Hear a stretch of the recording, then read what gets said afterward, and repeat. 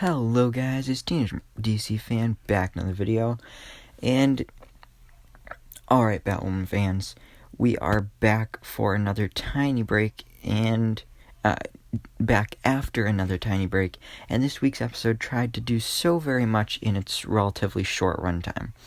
Perhaps a little too much. It had to tackle a new villain, Alice discovering that her former captor is back in Gotham, Mary's tiptoeing around her knowledge of Kate's secret, and the aftermath of Kate and Sophie's rooftop makeout. And that's before they added more Crow's drama and Sophie's mom showing up unexpectedly. It was a ton to cover in 42-ish minutes, and the results were mixed. So, what worked and what didn't? And does Sophie know that Kate is Batwoman? So let's get into it.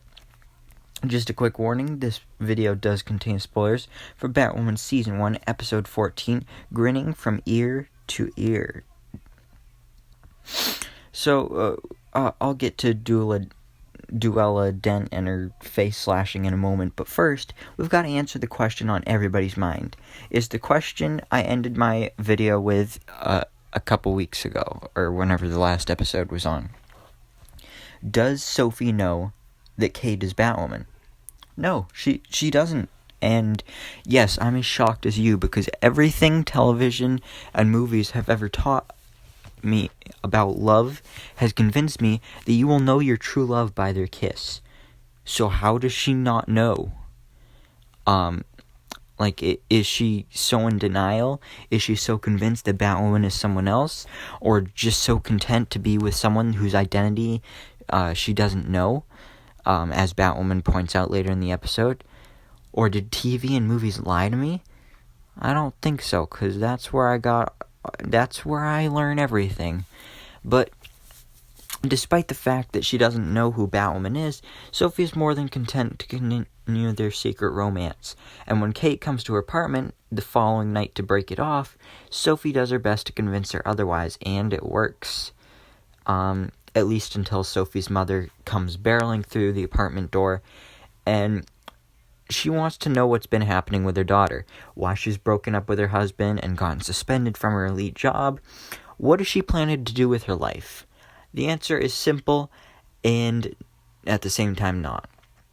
So Sophie has been on a journey this season, one in which she has slowly started to lower the walls since she'd maintained her whole life, and allow herself to tell the truth about who she is, even if only to the person in the mirror. Part of what has held Sophie back for so long, what has kept her mostly inside the safety of her closet, is the fact that her parents are homophobic. It is no surprise then that, as she's finally admitting to herself what she really wants in life, her next hurdle will be her mother. And there are a lot of things Batwoman does really well. Alice is one, of course. But the way it handles the LGBTQ plus story at the center of the show has been another. It's probably one of the most important narrative storylines throughout the series, and will need to navigate over the course of its life.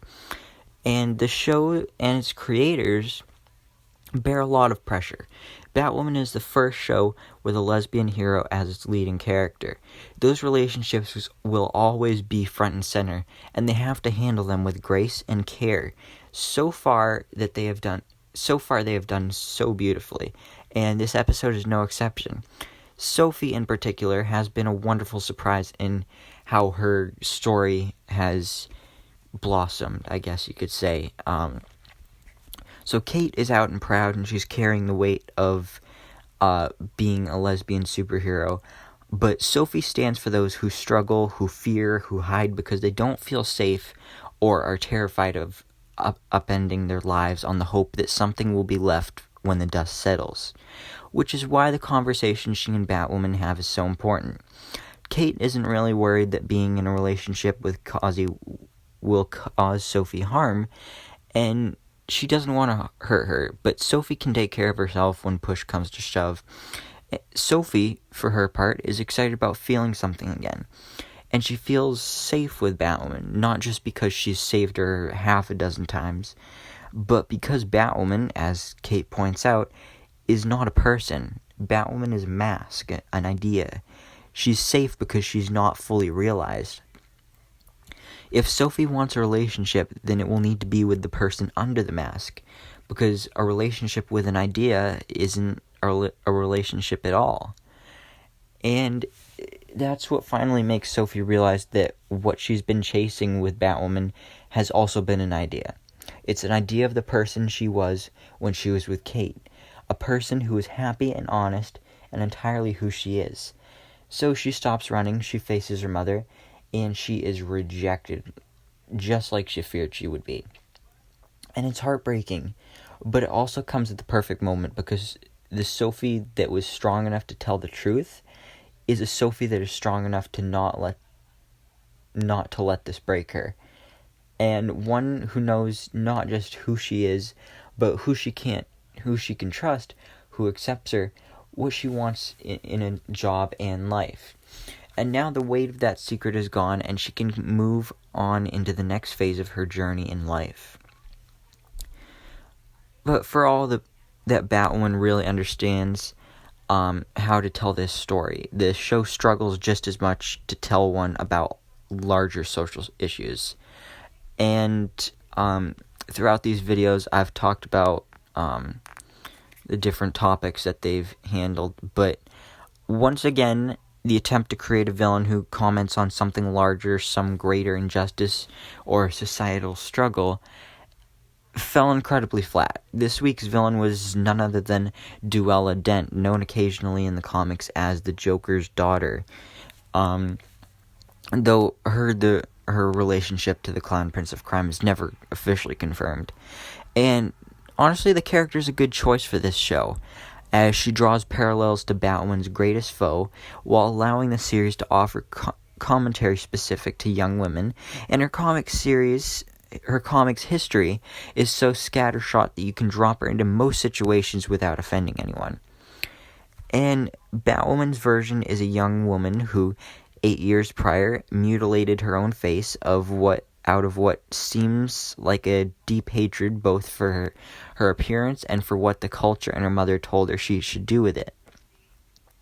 Now, Duella is hunting down Instagram models for their perfectly sculpted features, literally as they all had plastic surgery, and she's carving a gruesome smile into their famous faces. Now, oops, that wasn't supposed to happen. Ignore that. Let's see, where was I? Now, the episode wants to make a commentary on the beauty industry and the effects its messaging has on teen girls. It wants to point fingers at beauty bloggers and Western standards of feminine beauty. It wants to, but outside of two specific moments, it doesn't make much commentary at all. Like, the closest it gets to is allowing Duella to point out that the hypocrisy of calling what she did crazy, but what these young women did in getting plastic surgery is perfectly acceptable.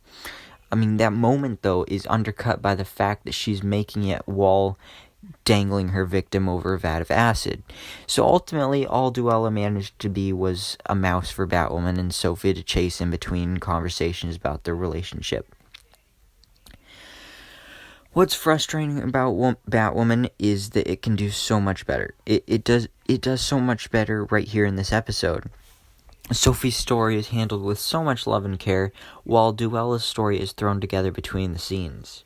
Both say something important about social pressure and the way we hide behind personas we've built to show the world, but only one is allowed to drive that message home, while the other ends the way every villain story has ended: dismissed, locked up, and ultimately forgotten. Well, all except Alice, of course. And she appears sparingly throughout the episode, only popping in to bridge the gap between her finding out last week that the man who held her captive for 11 years is still around and he's back for more. So she drops in on Duella to borrow the girl's face and uses it to confront and ultimately capture him. But he's got an ace up his sleeve, and that ace is he strapped Mouse to a tank of fear toxin. So, does this mean that this guy is Scarecrow? honestly, I think Scarecrow would be a perfect villain for Batwoman, because, like, he's a famous Batman villain, so he's a villain that fans of the comics will know, but at the same time, he's not famous to the point where they would use him in the movies, and that's kind of what determines what villains and characters that they can use on the show and what characters they can't, because if they're going to use him in the movies, then they can't use him on the shows. But I think Scarecrow would be perfect, but it is possible that this guy also just maybe stole some fear toxin from Jonathan Crane or something, or just created his own batch. But anyway, next week Alice is being tortured with fear toxin, and that is not going to go well for anyone. The bright side, though, so much room for Rachel Scarsden to shine like she has all season long. So this episode could use some work, add good parts, not so good parts. And like I said, this show can do so much better. It's done so much better in this season. But I'm definitely looking forward to next week with the whole fear toxin thing.